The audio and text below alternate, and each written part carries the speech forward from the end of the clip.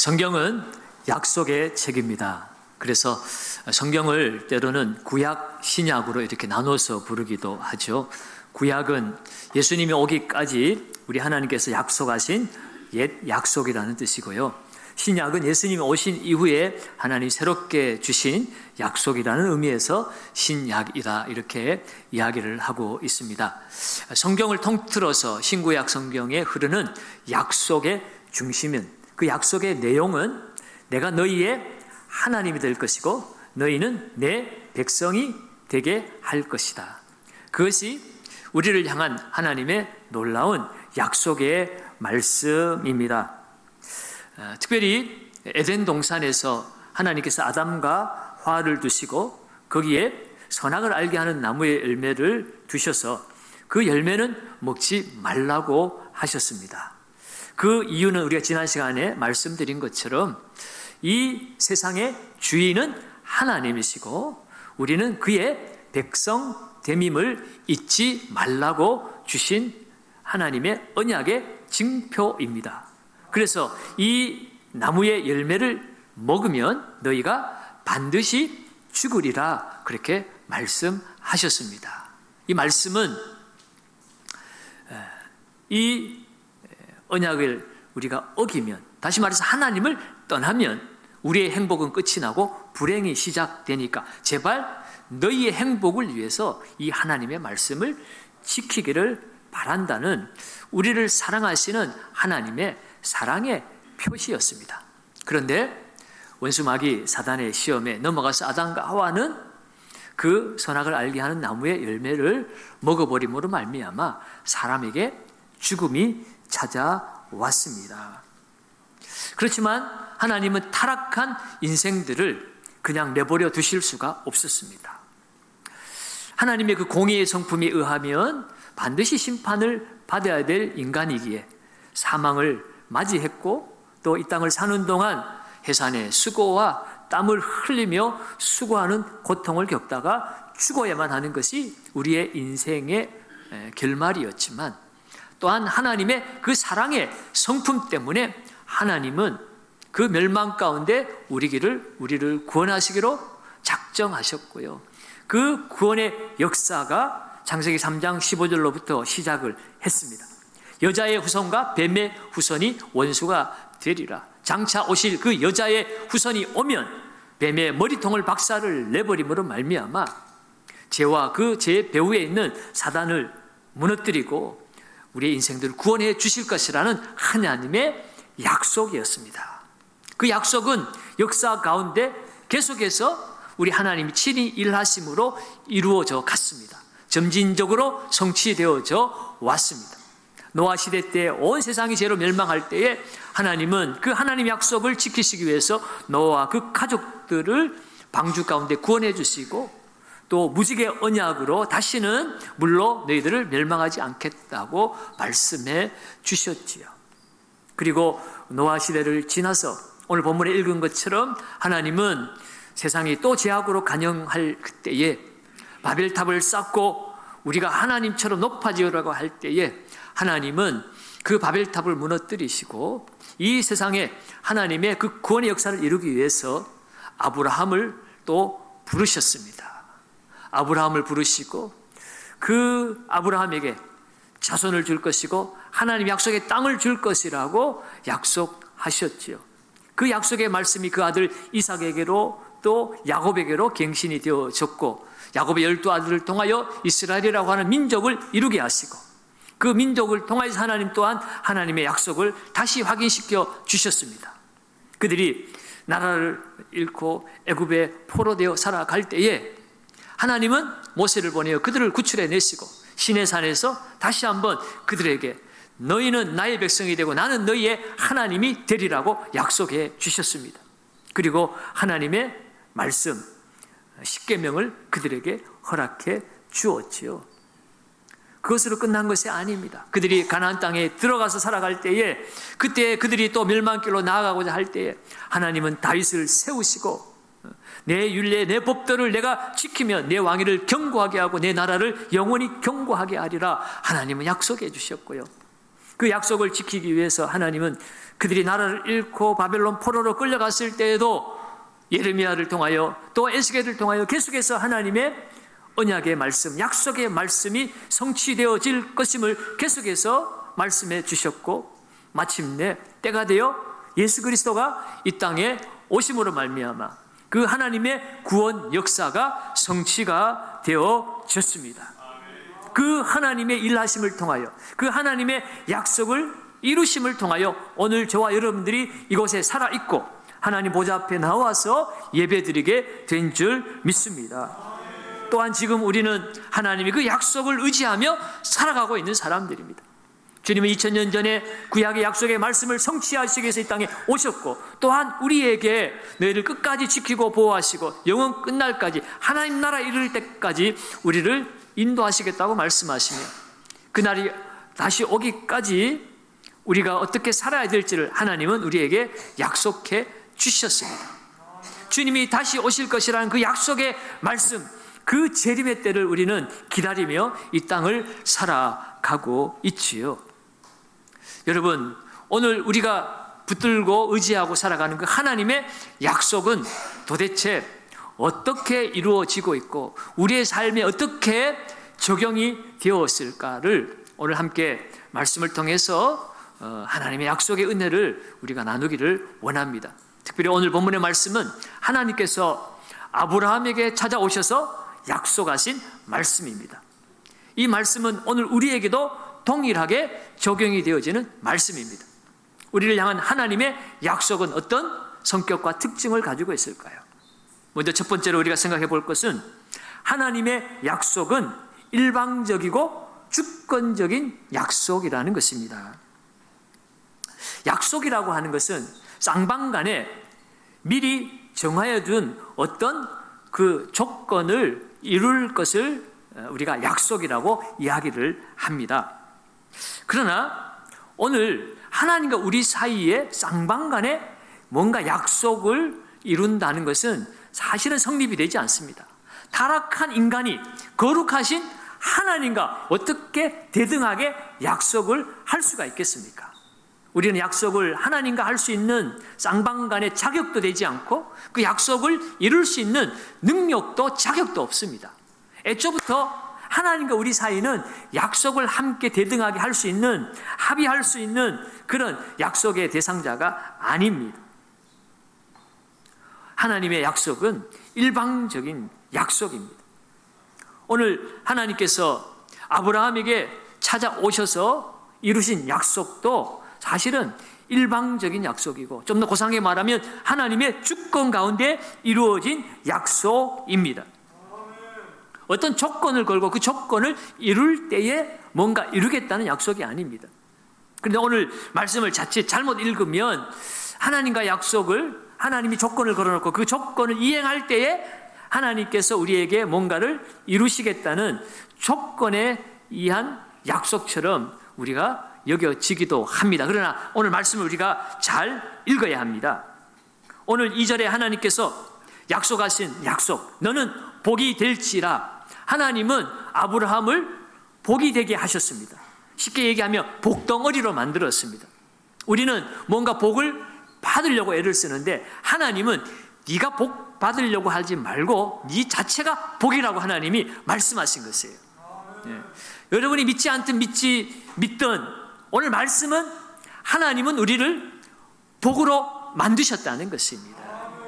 그런데 오늘 말씀을 가만히 보면 하나님께서 아브라함을 복으로 삼으시기 전에 하나님의 명령이 있었죠. 그것이 1절의 말씀입니다. 그래서 이 1절과 2절을 연결해서 자칫 읽으면 하나님 우리에게 복을 주시는데 그 복은 1절의 말씀의 조건이 충족되어질 때에 내가 복을 누릴 수 있겠구나라고 우리가 1절을 조건으로 생각할 수 있습니다.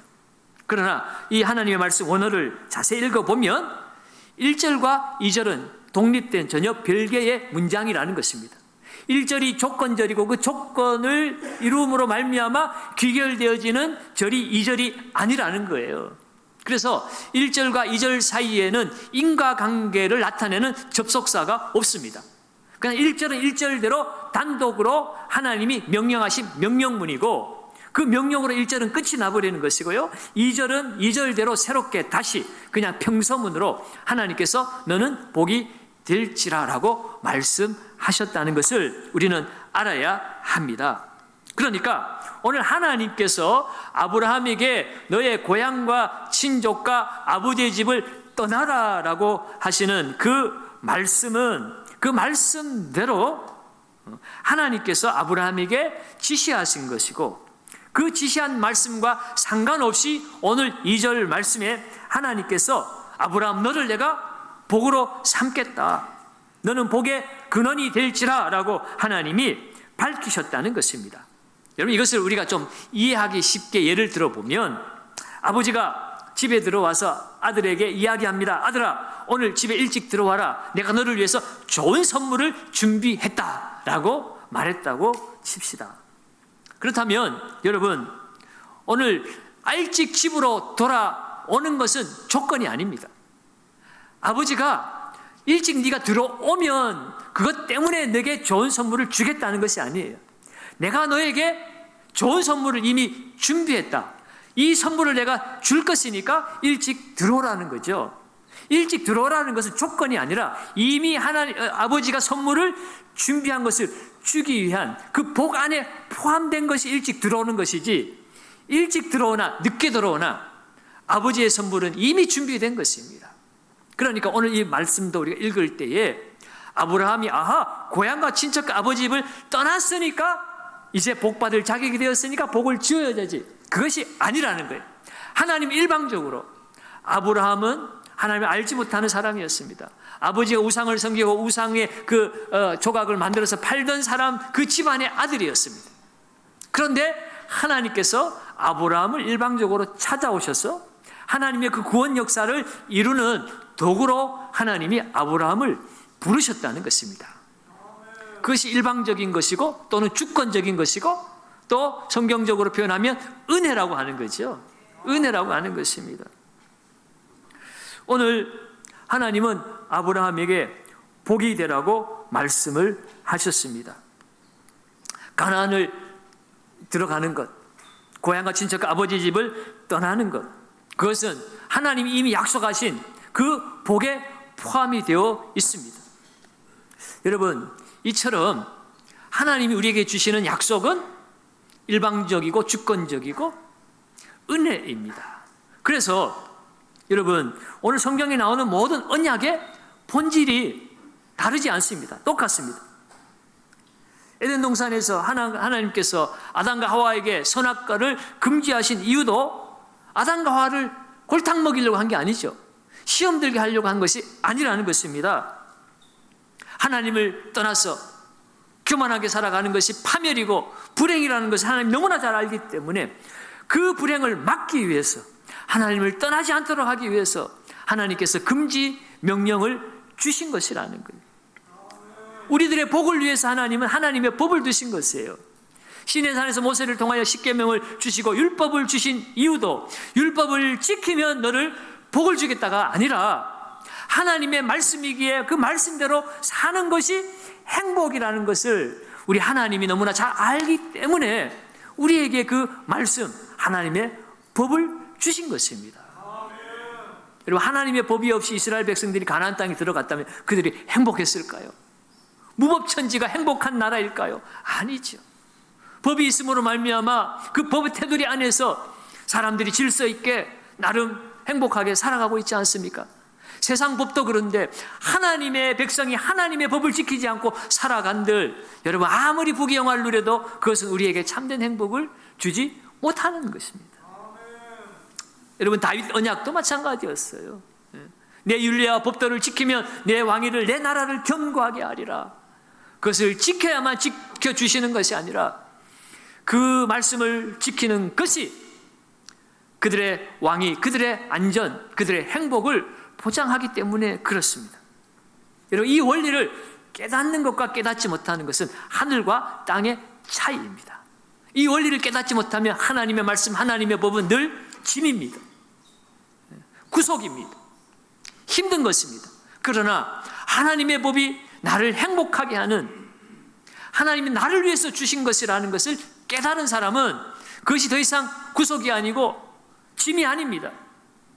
기쁨의 조건입니다. 그래서 시편 1편 1절에 복이 있는 사람은 이라고 말하면서 뭐라고 얘기합니까? 여호와의 말씀을 즐거워하여 오직 그 말씀을 주야로 묵상하는도다. 하나님의 말씀, 하나님의 율법이 짐이 아니라 구속이 아니라 그 말씀이 나의 행복이기 때문에 저녁과 아침 주야로 그 말씀을 즐거워하고 묵상하게 된다는 것입니다. 그래야 할 때 시냇가에 심은 나무처럼 시절을 쫓아 열매를 맺는 행복한 삶을 살게 될 것임을 분명히 말씀하고 있지요. 여러분, 이처럼 하나님의 약속을 따라 우리가 살아가고 있는데, 여러분, 우리를 향한 하나님의 약속은 우리를 올가매는 짐이 아닙니다. 구속이 아닙니다. 우리를 불편하게 하는 것이 아닙니다. 하나님의 약속을 따라 사는 삶은 행복한 삶입니다. 하나님은 우리의 행복을 위해서 하나님의 말씀을 주셨기 때문에, 그것도 내 형편이나 내 조건과 상관없이 일방적인 주권적인 하나님의 은혜로 하나님의 약속, 하나님의 말씀을 우리에게 주신 줄로 믿습니다. 두 번째로, 하나님의 약속은 주권적인 약속일 뿐만 아니라 폐기되어지지 않는 영원한 약속입니다. 여러분, 본래 쌍방간에 약속을 하면 그 약속을 누군가 하나 어기면 더 이상 그 약속은 효력을 지니지 못합니다. 한쪽이 약속을 어기면 그 다음부터 서로 합의했던 내용은 깨어지게 되어 있습니다. 그런데 하나님의 약속은 깨어지지 않는다는 거예요. 영원히 그 약속은 지켜진다는 것입니다. 여러분, 창세기 15장에 가면 하나님께서 그 아브라함에게 하나님의 약속을 다시 한번 갱신시켜 주세요. 그를 밖으로 데려나가서 하늘의 무별을 보라. 아들이 없는 그에게 이 무별처럼 너에게 많은 자손을 줄 것이다 라고 약속하셨습니다. 그리고 네가 밟는 이 땅을 내 후손들에게 주리라 약속하셨는데, 아브라함은 그게 믿기지 않죠.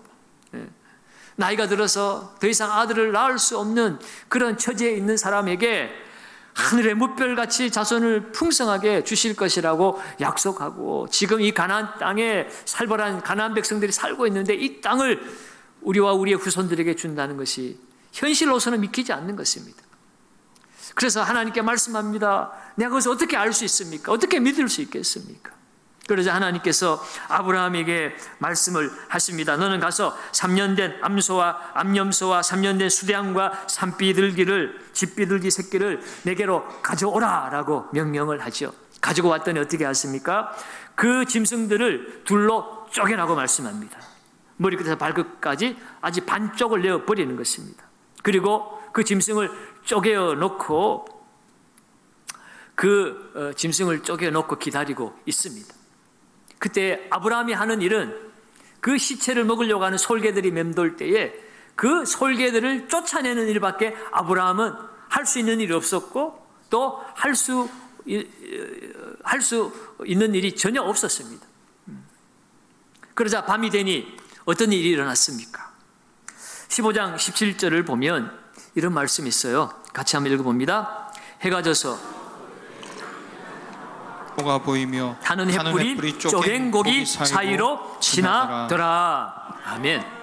타는 횃불이 쪼갠 고기 사이로 지나갔습니다. 횃불이 뭐 발이 달린 것도 아닌데 불이 어떻게 지나갑니까? 이 불은 하나님의 현현이었어요. 하나님은 구약 성경을 보면 때로는 구름으로 때로는 불로 하나님의 임재를 나타내셨습니다. 오늘 횃불이 쪼갠 고기 사이로 지나갔다는 것은 하나님께서 그 사이로 지나갔다는 표시입니다. 여러분, 당시에 강대국과 약소국이 함께 소위 종주권 조약이라고 하는 그런 조약식을 했는데, 그 조약식의 형태가 바로 오늘 하나님과 아브라함이 맺은 바로 이 짐승을 둘로 쪼개어서 함께 그 사이를 지나가는 그런 형식이었습니다. 두 나라의 왕이 서로 손을 잡고 쪼갠 고기 사이를 함께 지나갑니다. 그 의식이 나타내는 바가 무엇입니까? 오늘 우리가 함께 약속을 했는데 둘 중에 어느 하나라도 이 약속을 어기면 이 쪼갠 고기처럼 약속을 어긴 자는 쪼개어질 것이다. 죽을 것이다, 멸망당할 것이다 라고 하는 언약의 형태였습니다. 오늘 그 당시에 이 종주권 언약의 형태를 빌려서 믿지 못하는 아브라함에게 하나님이 친히 의인화가 되어서 하나님께서 내가 목숨 걸고 약속한다라고 아브라함에게 약속을 하신 것이 바로 이 창세기 15장의 종주권 언약식이었습니다. 하나님은 죽으실 수도 없는 분이지만 아브라함을 믿게 하기 위해서 이 세상 사람들이 하는 그 목숨 걸고 하는 언약 체결식을 아브라함과 하나님이 맺어주셨습니다. 중요한 사실은 사람들은 두 나라가 함께 지나가죠. 그런데 오늘 이 하나님이 아브라함과 맺은 언약식에는 아브라함은 지나가지 않았습니다. 하나님 홀로 지나가셨다는 거예요. 여기에 은혜가 있습니다. 둘이 같이 지나갔다면 이 약속은 파기되어야 됩니다. 파기될 수밖에 없습니다. 왜요? 아브라함은 이 약속을 지킬 능력이 없기 때문입니다. 연약한 인간이기 때문에 그래요. 하나님 그것을 너무나 잘 알고 계셨기 때문에 하나님은 사는 횃불 가운데 홀로 지나가신 거예요. 너는 지킬 수 있는 능력도 없고 지키지 못하겠지만 내가 지키겠다는 거예요. 너에게 한 이 약속 내가 반드시 성취하고 내가 반드시 이루겠다는 하나님의 약속입니다. 여러분, 그러므로 하나님은 우리에게 하신 약속을 반드시 지키시는 하나님이신 줄로 믿습니다. 때로 우리가 실수하고 우리가 죄악 가운데 있다 할지라도 우리는 하나님의 약속을 어겨서 멸망받아 마땅하지만 하나님은 하나님께서 친히 약속하셨기 때문에 우리의 조건과 상태와 상관없이 하나님께서 그 구원의 약속을 지켜내신다는 거예요. 그래서 이스라엘 백성들이 역사 가운데 그들의 죄로 말미암아 멸망당하고자 할 때에 하나님은 이 아브라함의 약속을 기억하셨어요. 출애굽기 2장 24절을 한번 읽어봅니다. 출애굽기 2장 24절입니다. 하나님이 그들의 고통 소리를 들으시고 하나님이 아브라함과 이삭과 야곱에게 세운 그 언약을 기억하사. 아멘. 이스라엘 백성들이 애굽의 종이 되어서 고통당할 때 그들을 구원해 내실 이유가 없으신 하나님께서 그들을 구원해 내신 이유가 무엇입니까? 바로 하나님께서 아브라함에게 하신 약속을 기억하사. 하나님이 친히 약속하신 것이기에 하나님이 그들을 구원해 내시는 거예요. 가나안 땅에 들어가서 이스라엘 백성들이 범죄하고 살아갈 때도 마찬가지입니다. 열왕기하 13장 23절을 한번 읽어봅니다. 여호와께서 아브라함과 이삭과 야곱과 더불어 세우신 언약 때문에 이스라엘에게 은혜를 베풀며 그들을 불쌍히 여기시며 돌보사 멸하기를 즐겨하지 아니하시고 이때까지 자기 앞에서 쫓아내지 아니하셨더라. 아멘. 그들이 멸망당하여 마땅하고 그들이 쫓겨나야 마땅한 사람들임에도 불구하고 그들을 쫓아내지 않고 멸하기를 즐겨하지 아니하신 이유가 무엇입니까? 바로 아브라함과 이삭과 야곱과 함께 맺은 약속 때문이라는 거예요. 하나님이 친히 하신 약속 때문에 그들이 멸망당하지 않도록 그들이 약속한 그 땅에 머물도록 하나님께서 그들을 지켜주셨다는 것입니다. 사랑하는 여러분, 이 하나님의 언약을, 그 하나님의 약속을 저와 여러분들도 받은 줄로 믿습니다. 그 약속 때문에 오늘 저와 여러분들이 살아가고 있는 줄 믿습니다. 여러분, 그 3년 된 쪼개진 암염소, 그 3년 된 쪼개진 수양이 누구입니까? 바로 예수 그리스도이십니다. 십자가 위에서 예수 그리스도께서 희생 제물이 되어서 우리를 대신하여 십자가에서 쪼개지신 거예요. 로마서 5장 8절은 이렇게 분명히 말씀하고 있습니다. 우리가 아직 죄인 되었을 때에 그리스도께서 우리를 위하여 무엇하심으로요? 죽으심으로 하나님께서 우리에게 대한 자기의 사랑을 확증하셨느니라. 우리가 아직 죄인 되었을 때, 죄인이면 약속을 깨뜨린 사람들은 아니겠습니까? 거룩한 하나님의 백성이 되어야 되는데 여전히 죄인입니다.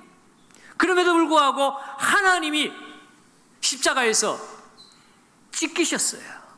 죽으셨습니다. 그리고 우리에게 대한 자기의 사랑, 하나님의 약속, 그것을 확증하셨다는 것이에요. 하나님의 공의에 의하면 우리는 반드시 심판을 받아야 되지만 그 하나님의 사랑 때문에 우리를 구원하시기로 약속하셨고, 아담과 하와에게 약속하고, 노아에게 약속하고, 아브라함에게, 이삭에게, 야곱에게 약속하고, 다윗에게 약속하시고, 예레미야, 에스겔을 통하여 약속하신 그 약속의 말씀을 하나님이 친히 이루시기 위해서 십자가에서 죄인인 우리를 위해서 그 약속을 지키셨다는 거예요. 하나님의 사랑을 확증했다는 겁니다. 여러분, 구약시대의 제사는 피 흘림의 제사였습니다. 레위기 17장 11절에 보면 육체의 생명은 피에 있습니다. 내가 이 피를 너희에게 주어 단에 뿌려 너희의 생명을 위하여 속하게 하였나니 생명이 피에 있으므로 피가 죄를 속하느니라. 이 피 흘림의 제사를 통하여 죄의 대속함을 받는 그 제사 제도를 허락해 주셨는데, 이 제사 제도를 우리 주님께서 십자가에서 완성시키셨습니다. 반복되어진 제사가 더 이상 필요 없습니다. 단번에 영원한 속죄 제사를 드리셨습니다. 그래서 마태복음 26장 28절에 주님 말씀하시기를 뭐라고 말씀하셨어요? 이것은 죄사함을 얻게 하려고 많은 사람을 위하여 흘리는 바 나의 피, 곧 언약의 피니라. 약속의 피라는 거예요, 여러분. 짐승이 쪼개지고 피를 흘리고 그 피로 말미암아 죄사함을 받게 되는 그 하나님의 약속을 우리 주님께서 우리를 구하시기 위해서 십자가에서 하나님의 피를 흘리셨어요. 그 피에 생명이 있습니다. 그래서 그 생명은 누구도 빼앗아가지 못해요. 이 피로 말미암아 하나님과 우리 사이에 막혔던 그 죄의 장벽이 무너졌습니다. 하나님과 우리의 관계가 회복되어진 거예요. 로마서 3장 25절에 이 예수를 하나님이 그의 피로 인하여 믿음으로 말미암는 화목제물로 세우셨으니 이는 하나님께서 길이 참으시는 중에 전에 지은 죄를 간과하심으로 자기의 의로우심을 나타내려 하심이니, 그 피로 말미암아 우리 주님이 화목제물이 되어 주심으로 이제는 하나님께서 우리의 죄를 보지 않으신다는 거예요. 예수의 피를 통하여 우리를 보시기 때문에 더 이상 우리는 죄인이 아니라는 겁니다. 그 죄로 말미암아 하나님 앞에 나아가지 못했는데 이제는 죄가 사라지고 하나님 앞에 마음껏 나아가서 하나님 앞에 예배드릴 수 있게 되었어요. 여러분, 이것이 우리를 향한 하나님의 약속입니다. 그 약속은 일방적이고 주권적이고 또한 영원한 약속입니다. 얼마나 감사합니까? 우리 장로님 기도처럼 얼마나 행복한 일이겠어요. 여러분, 돈이 많이 있어서 행복한 것이 아니라, 건강해서 행복한 것이 아니라, 하나님의 원수가 되고 죄인이어서 지옥 멸망길로 가야 될 우리들을, 우리 힘으로는 갈 수 없는 하나님의 나라를 하나님께서 친히 그 사랑을 우리에게 부어주심으로, 하나님의 약속을 일방적으로 지켜내심으로 말미암아 우리가 구원받았습니다. 그래서 안전한 것이에요, 여러분. 우리는 부족하지만 여전히 죄인이죠. 그 놀라운 하나님의 은혜와 사랑을 받았기에, 그 약속이 있기에 오늘도 우리는 담대하게 하나님 앞에 나와서 예배 드리게 된 줄로 믿습니다. 그렇다면 여러분, 이러한 놀라운 하나님의 은혜, 하나님의 약속을 받은 자로서 이제 우리는 우리의 남은 생을 어떻게 살아야 할까요? 오늘 우리가 함께 나눌 마지막 세 번째 교훈입니다. 그것은 하나님의 목적에 참여하는 삶을 살아야 합니다. 여러분, 약속에는요 분명한 이유가 있습니다. 목적이 있습니다. 왜 하나님이 그토록 하나님의 피를 흘려서라도 우리를 구원하시겠다고 약속하셨고, 그 약속을 왜 하나님이 그토록 이루시기를 원하셨고 하나님이 친히 이루셨을까? 그 목적을 오늘 2절과 3절에서 찾아볼 수가 있습니다. 2절과 3절을 우리 한번 읽어봅니다. 내가 너로 큰 민족을 이루고 내게 복을 주어 내 이름을 창대하게 하리니 너는 복이 될지라. 너를 축복하는 자에게는 내가 복을 내리고 너를 저주하는 자에게는 내가 저주하리니 땅의 모든 족속이 너로 말미암아 복을 얻을 것이라 하신지라. 아멘, 아멘. 하나님을 떠나서 스스로 하나님 되고자 했던 이 세상의 백성들, 그들의 이름을 내고자 바벨탑을 세웠는데 하나님은 그 바벨을 무너뜨려 버렸습니다. 그런데 놀랍게도 오늘 이 아브라함에게는 하나님이 친히 내가 내 이름을 창대하게 할 거다, 그러면서 너는 복이 될지라 라고 이야기를 합니다. 너는 복덩어리가 되어라. 하나님께서 이 아브라함을 복으로 삼으신 이유가 무엇인가? 이어지는 3절에 나옵니다. 너를 축복하는 자에게 내가 복을 내리고 너를 저주하는 자에게 내가 저주하리니 땅의 모든 족속이 너로 말미암아 복을 얻을 것이니라. 오늘 아브라함을 복이 되게 하신 이유는 아브라함을 통하여서 온 세상 모든 열방이 복을 받게 하기 위한 하나님의 원대한 계획과 목적이 있다는 것입니다. 여러분, 오늘 우리는 이 땅을 살아가면서 복 받기를 좋아합니다. 이번 명절에 모여서 서로 또 많은 덕담을 나누었을 거예요. 우리 할머니들, 할아버지, 또 우리 손주들을 향하여, 자식들을 향하여 복 받아라, 복 받아라, 그렇게 우리가 덕담을 나누었을 텐데, 그 복의 내용이라는 것들은 따지고 보면 이번에 승진해라, 이번에 합격해라, 이번에 대박나라, 이번에 건강 고쳐라, 뭐 여러분 그런 내용 아니겠습니까? 물론 그것도 복입니다. 그러나 하나님께서 그 인류의 역사 가운데 우리를 그토록 구원하시고자 애를 쓰시고 마침내 하나님의 아들이 십자가에서 몸을 쪼개고 피를 흘리시면서까지 우리를 구원하시고자 그 약속을 이루시는 그 목적이 겨우 다른 사람들보다 돈 더 많이 벌어라, 더 큰 집에 살아라, 더 비싼 차 타고 다녀라. 여러분, 그것을 위해서 하나님께서 우리에게 복을 주시고 그 복을 반드시 이루시겠다고 피를 흘리셨겠습니까? 여러분, 그것은 아니죠.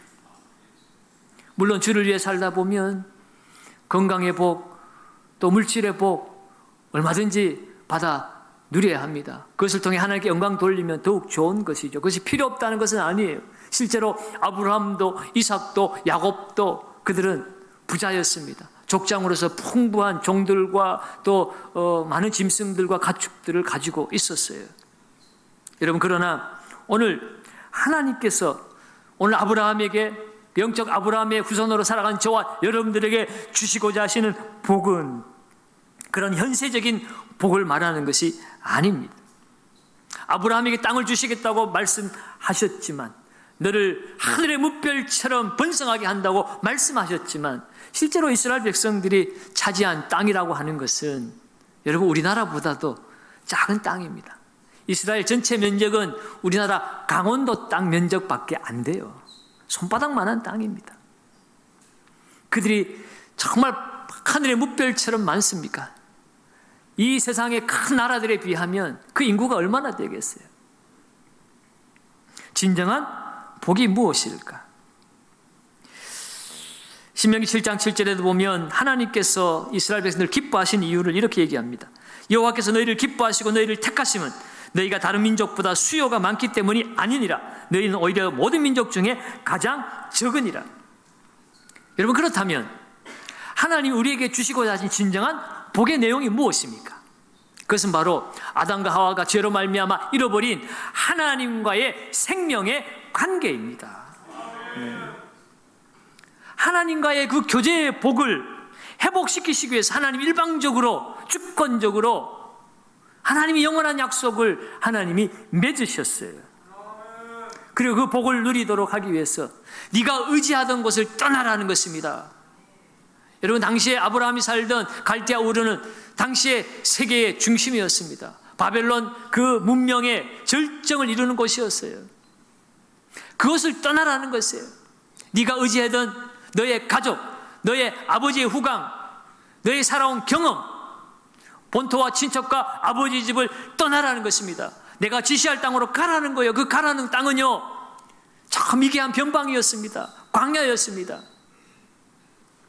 그곳에서 오직 하나님과의 생명관계를 맺고 하나님과 관계를 갖고 그 안에서 누리는 참된 복을 회복하라는 것입니다. 돈이나 물질이나 권세가 주는 이 헛된 세상 썩을 욕망에 빠져있지 말고 하나님의 영원한 생명의 복을 네가 회복해야 된다. 그래서 떠나라고 한 것이었어요. 여러분, 오늘 저와 여러분들도 하나님의 약속을 받은 자들로서 오늘 우리는 우리의 의지의 대상으로부터 떠나야 합니다. 그것이 부모든 아니면 어떤 물질이든 재산이든 배경이든 사람이든 세력이든 내 경험이든 지식이든 하나님과의 그 생명의 관계를 방해하는 것들이라면 우리는 과감히 그것을 던지고 떠나야 하는 것이에요. 하나님과 함께하는 삶이 가장 행복한 것인 줄로 믿습니다. 아브라함의 상급은 땅이 아니었어요. 자손이 아니었습니다. 오직 하나님이었습니다. 하나님이 그의 기업이었고 그의 재산이었고 그의 상급이었습니다. 통장을 열어보고 내 부동산을 헤아려 보면서 행복한 사람이 아니었습니다. 그는 하나님을 찾고 하나님을 예배하고 나를 찾아와 주시고 나를 만나 주신 천지의 창조주 전능하신 하나님이 나에게 찾아오신 것, 그리고 나를 하나님의 자녀 삼아 주신 것, 그것을 가장 큰 복으로 여긴 사람입니다. 그래서 그는 본토와 친척과 아버지의 집을 가감하게 떠났고 그 미개한 하나님의 지시한 땅 가나안 땅으로 왔습니다. 그곳에 와서 그가 가장 먼저 한 일은 뭡니까? 하나님 앞에 제단을 쌓고 예배하는 일이었어요. 오늘 7절 하반절에 보면 가나안에 들어와서 세겜에서 자기에게 나타나신 여호와를 위하여 그곳에 단을 쌓았다라고 얘기합니다. 단을 쌓고 제사를 드리는 것, 그것이 바로 하나님 앞에 예배를 드리는 거지. 뿐만 아니라 베델과 아이 사이로 그들의 장막을 옮겼을 때 그때 가장 먼저 한 일 또한 예배였습니다. 8절에 보면 거기서 베델 동쪽 산으로 옮겨 장막을 치니 서쪽은 베델이요 동쪽은 아이라. 그가 그곳에서 여호와께 제단을 쌓고 여호와의 이름을 부르더니. 여러분, 그 가나안 땅에서 제단을 쌓고 예배를 드림으로 말미암아 지금 이곳에는 가나안 족속들이 살고 있고 이 땅의 주인이 가나안 땅 족속들인 것 같지만, 그러나 하나님의 약속은 반드시 성취되어진다. 하나님이 이 땅을 하나님의 백성들에게 줄 것임에 대한 믿음의 선포가 예배를 통하여 나타나게 되어지는 것입니다.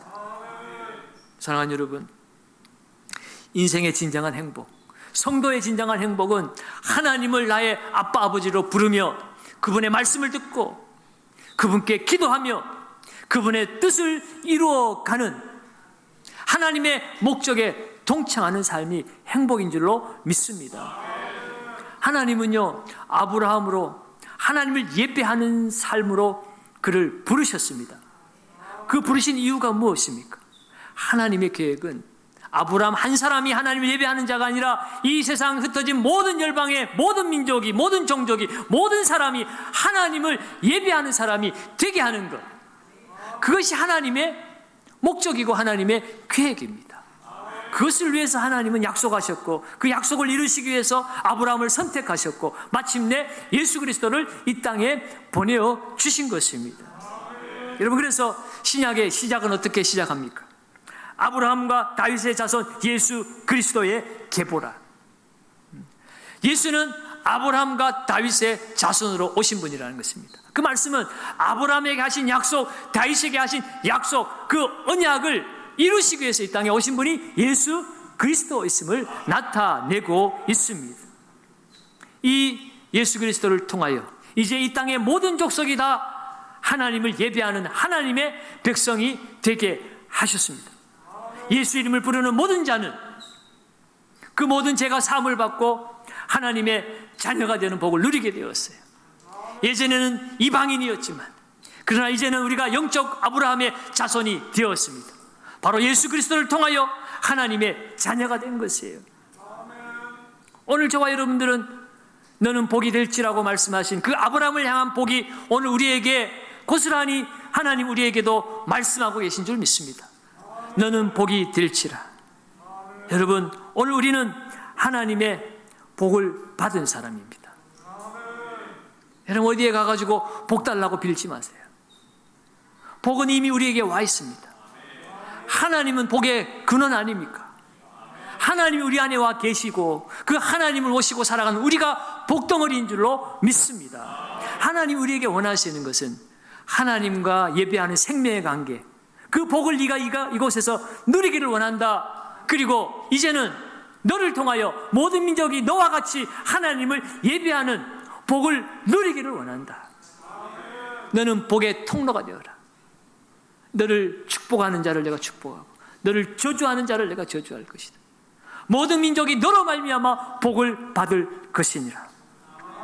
여러분, 복을 받아 쌓아놓는 것은 아무 의미가 없습니다. 복은 나누어 줄 때 의미가 있어요. 여러분, 명절에 음식 해가지고 가족들이 맛있게 먹으면 그게 행복한 것이지, 송편이 썩어서 냄새 날 때까지 냉장고에 가득 넣어두는 것이, 여러분, 그것이 전혀 행복이 아닙니다. 오늘 우리의 삶을 통해서 누군가를 행복하게 만들어야 합니다. 그 행복의 근원은 바로 예수 그리스도입니다. 사랑하는 여러분, 명절을 맞이해서 여러분, 우리에게 있는 복을 우리 사랑하는 가족들에게 우리는 나누어 주어야 합니다. 믿지 않는 친족들에게.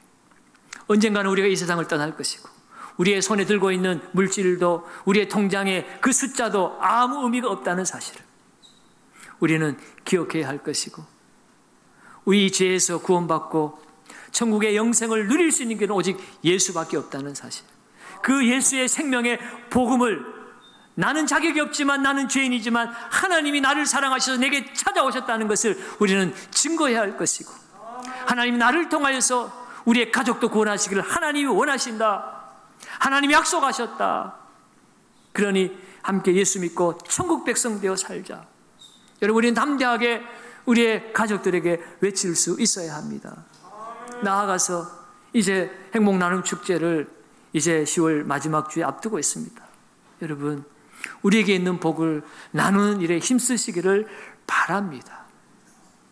복을 받아 쌓아놓는 삶이 아니라 내 안의 복을 흘려보낼 때에 그 복은 끊임없이 새롭고 신선한 복으로 채워질 줄로 믿습니다.